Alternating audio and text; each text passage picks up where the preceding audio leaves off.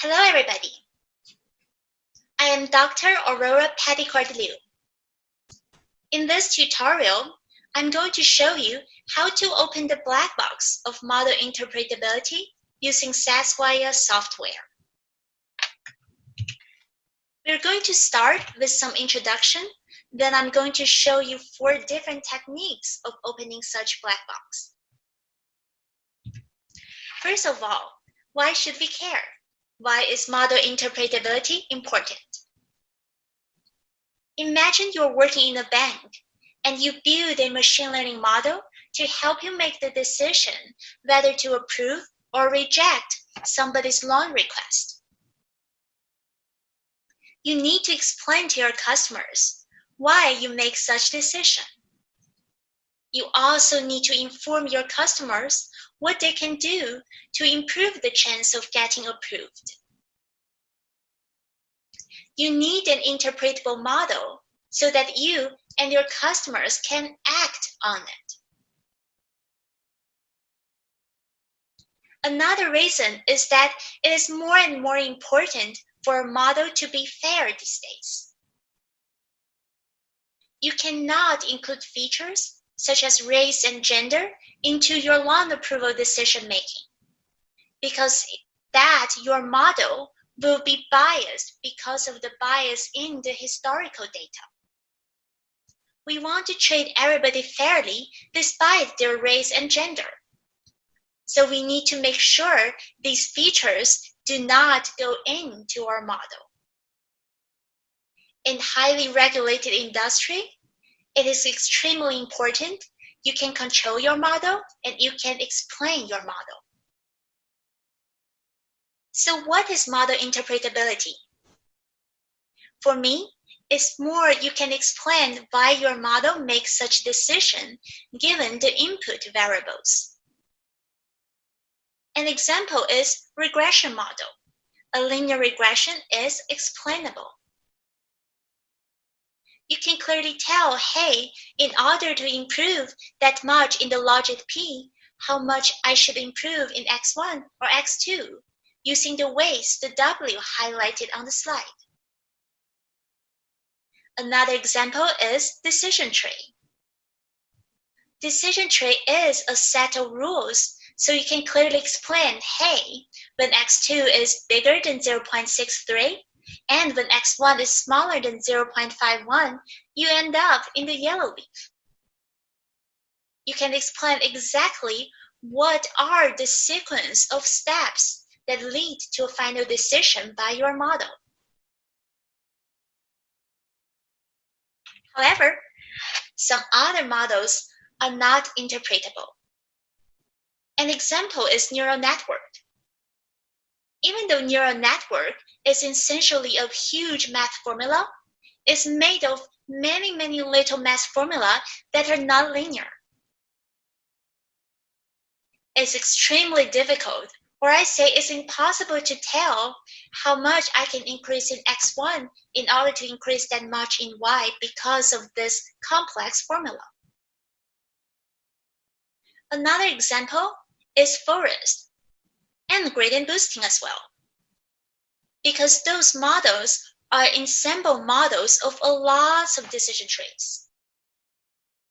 Let's use gradient boosting as an example. We build one tree to predict the target. Then we build another tree to predict the residue, which is the difference between the prediction of the first tree and the real target. Then we build a third tree to predict the residue after using the previous 2 trees. And we keep building trees and trees, a sequence of trees to predict our final target. Now we have a lot of trees. It is impossible to explain why your model makes such decision. There's so many trees to keep track of. So when we have to use neural network or gradient boosting, what can we do? How can we explain what our model is doing? Before we get to the exciting part, I want to first introduce the data we are using in our demonstrations. we are using this Titanic survival data. Each observation is a person, and we try to model whether they survived the Titanic tragedy or not. The input variables are age, sex, numbers of siblings and spouses, the cabin class, and fare. We are going to use Module Studio in SAS Viya. We are going to build a model pipeline with two models, a decision tree, an interpretable model, and an uninterpretable model, the gradient boosting. Then we're going to apply our 4 techniques to open the black box in gradient boosting. All right, so now we're in the SAS Viya tool. It is actually a toolbox because there's so many components inside this tool.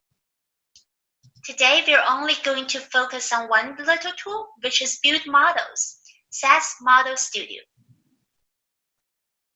We're going to start with create a new project. Let's name it Titanic. It's a data mining machine learning model type, even though there are other types available. And we are going to load a data. Click on this browse, click on import, local files, Titanic 3 ID. We can import a CSV or SAS files into our project. We can also set up in a way to connect our data with Teradata and other external databases. In here, I click import. This is the process of passing our data from our computer to the CAS server in the cloud. So the CAS can then analyze the data in a parallel computing fashion. Then we click Save. Once we create a project, it's going to open on its own with the Data tab first.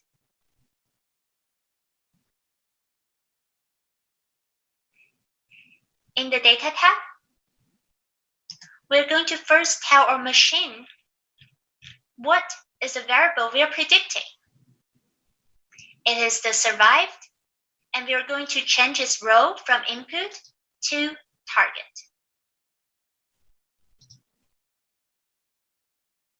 Another variable we are changing is the key ID. We're going to change it from ID to key so that later we can refer to an individual observation by this variable. Then we're going to reject 2 variables, which means don't use them. We're going to reject embarked and this perch and change the row from input to rejected. All right. Note that whatever we're doing here, we have not changed the real data. Imagine you work in this large project where everybody shares the same data.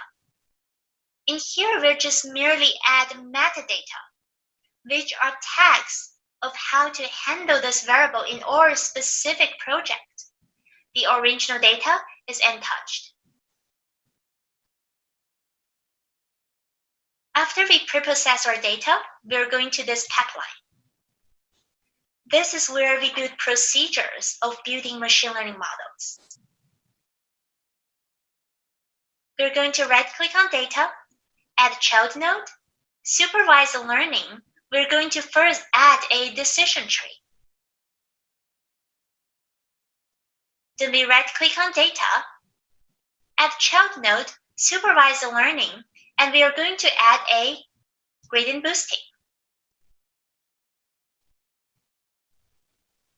If you click on any node, you can see on the right, there are settings on how to build each model. For example, how are we splitting and growing our decision tree? In gradient boosting here, in the options, by default, we are building 100 traits, a sequence of 100 traits. If you hover on this text, it will show you some documentation. You can also see more documentation by clicking on this question mark and here. It's very well documented.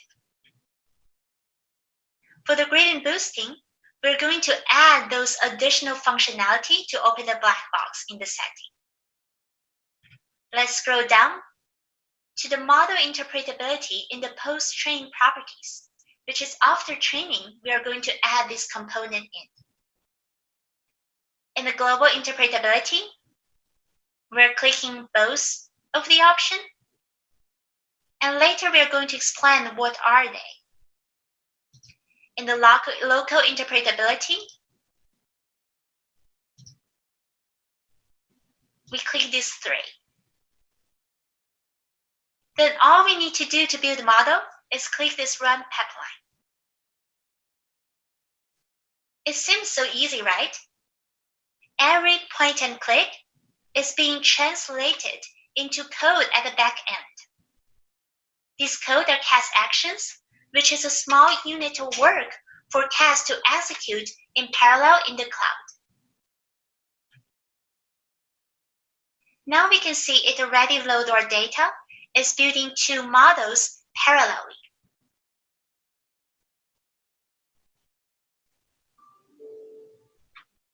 Of course, we are expecting decision tree to get built first because it is just one tree. Gradient boosting is finished and both models are being compared in the final node. So let's right-click on decision tree and see the result.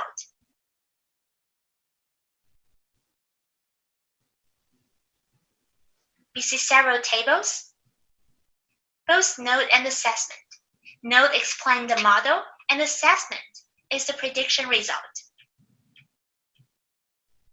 You can see the misclassification rate given the numbers of leaves. And then we are going to select the machine has selected the subtree given the performance of validation data. If we go up and see the tree model, we can click this expand button.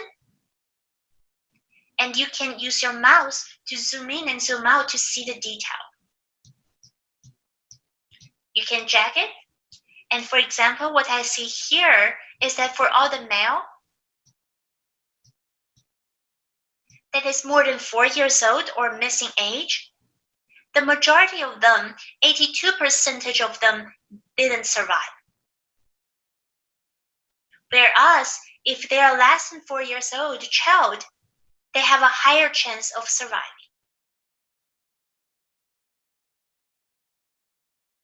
So this is an interpretable model. We can clearly explain what happened to each individual and what influenced the chance of survival. Now let's close this out and see our gradient boosting model. We right-click, see the results.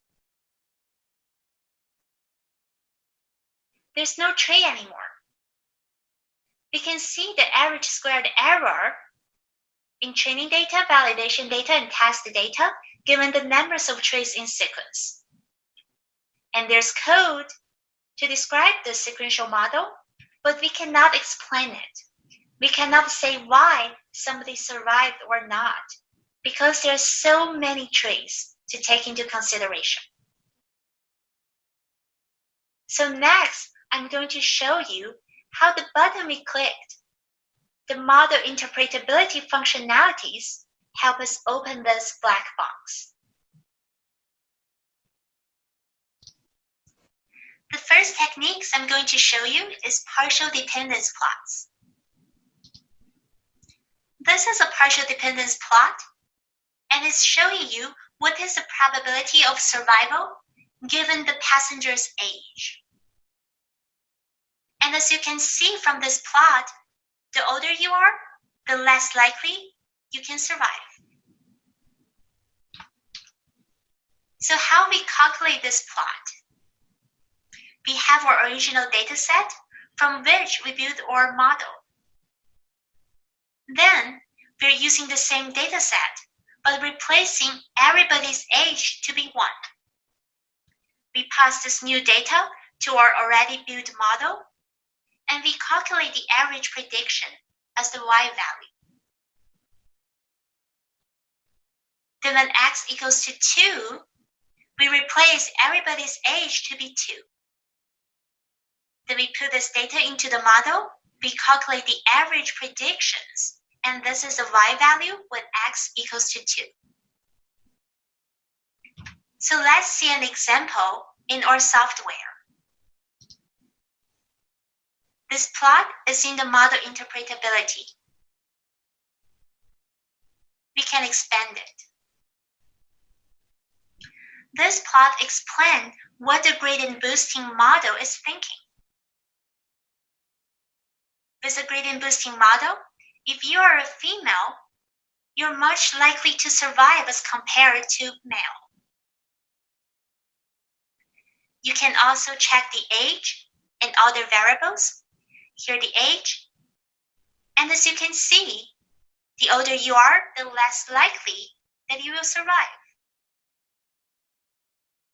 You can see this dramatic drop at age around 14.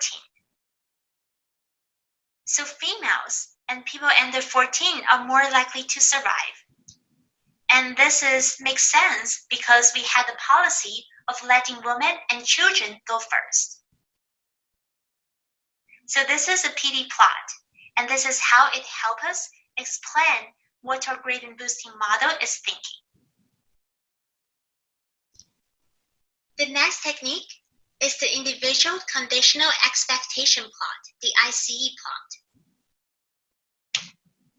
This is really similar to the PD plot, but instead of just explaining the whole population, we are explaining interesting cases. This blue line represents the average, which is everybody, just like in the PD plot. The other colors each represent an interesting individual of our choice. It is calculated the same way we calculate the PD plot, which is after we build the model, we apply this new case using the model. We see whether making everything else stay the same, we just change the age for this one observation, if the model will give a different probability of survival. In this example, we see some difference. For this yellow person, our model will not change too much of the prediction, no matter how much we change the age, given everything else stay the same.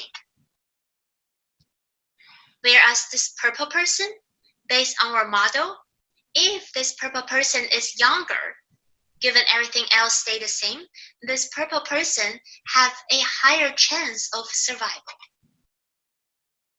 So this plot, the ICE plot, is commonly used to do the what if kind of thinking, to help explain interesting cases. So let's see how we use that in our software. First, we're going to close out this result table, click on the gradient boosting, and scroll down so we can choose the case of our interest. In the post-training properties, local interpretability, if you scroll down, you see here we're specifying random instance to explain. We click here. We want to specify 2 cases of our interest.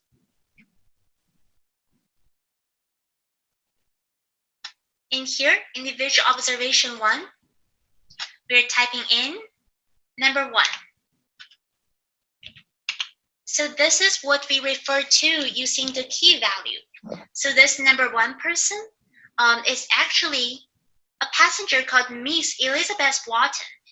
is a 29-year-old woman who survived. We want to look into this person, whether this person have higher chance of survival if she's younger or other cases.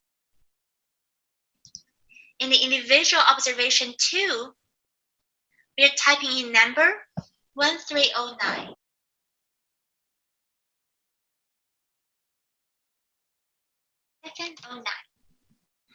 So this person is Mr. Leo Zimmerman. It's a 29-year-old man. So they're both 29 years old, but the first one is a woman and the second one is a man. After we've done that, we run the pipeline again. Because we changed the setting, the gradient boosting model does not have the green check anymore. We have to run it again. This is a really good way of controlling our procedure, so we don't assume a model is built on some settings, even though we never run it. After it's done, we right-click and see the result.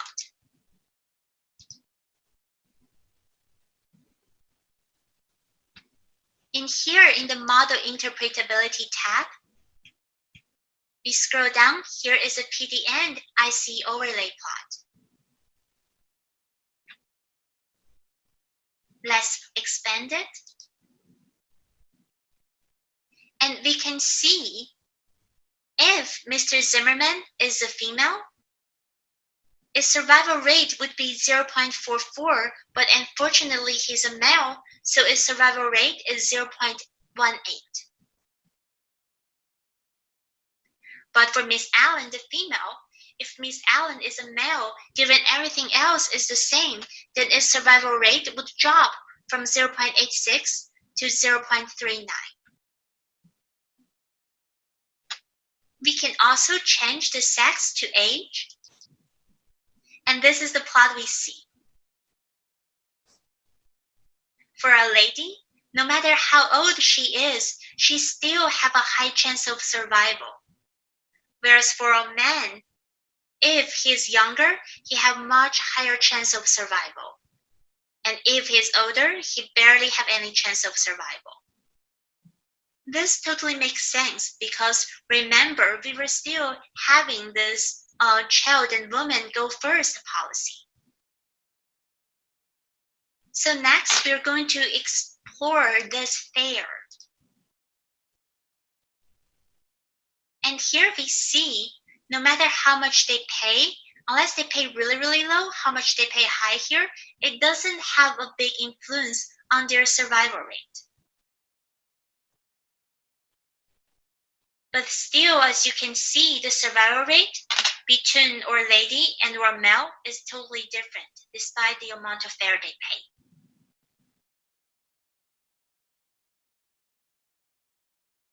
Next, we chose the P class. And here we can see a difference. For both our lady and our male friends, if they are higher class, they have higher chance of survival.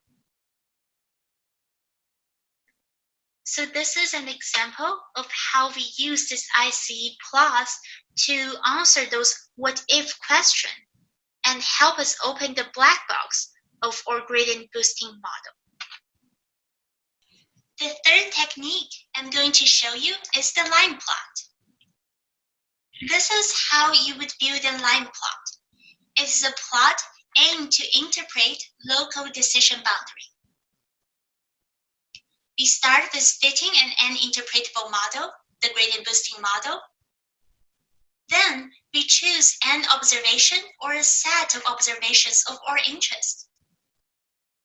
Then we create perturbed samples around the chosen observation.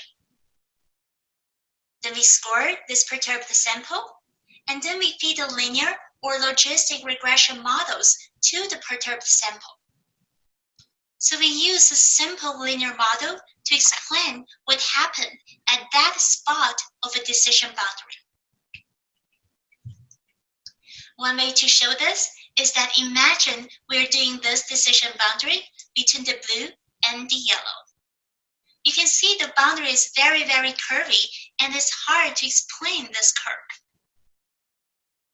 It's hard to explain how much I need to increase in x1 and x2 in order to increase or decrease my chance of survival. So we choose this observation of interest represented as the cross. Then we create a bunch of the samples weighted by the distance to the observation. Then we feed a regression for this instance. So now we can explain what happened at a local level, the linear boundary at a local level around this cross-represented instance. So let's go back to our software and see how we can do that. Remember in the previous demo, we already select two very interesting cases. Is Miss Allen, 29 years old, first-class lady. And this Mr. Zimmerman is a 29 years old, third-class male. And by selecting those two examples, the line plot is going to describe them.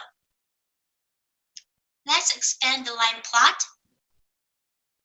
Local instance 1, this is our Miss Allen. For her, with the regression model built using the perturbed samples around her, we can see her first class and her being a female increase her chance of survival. Whereas for Mr. Zimmerman, him being a third class and being a male decrease its chance of survival. And as you can see in both examples, sex, the gender, is the most important factor in survival. So by using this line plot, we are able to explain how an interpretable gradient boosting model thinks by creating small linear regression model using perturbed samples around interesting cases. So the last techniques I'm showing you is the SHAP plot, Kernel Shapley Additive Explanations. This is very similar to line plot and is used the same way to try to explain local interesting observations. The difference is that SHAP calculates the values in a different way. It's calculating how each variables contribute to the difference between the prediction and the average prediction. So in here, as you can see, features are ordered by importance, and the positive and negative value shows if they positively or negatively influence the survival rate.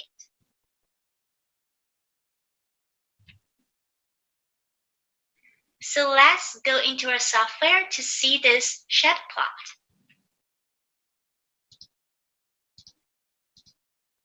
The SHAP plot is right next to the line explanation. Let's expand it. We see a similar pattern, which is a good thing. For Mrs. Allen, we can see being a first class and being a woman contribute to its survival rate. Age, maybe Miss Allen's a little older, but it doesn't influence that much, even though it influences negatively.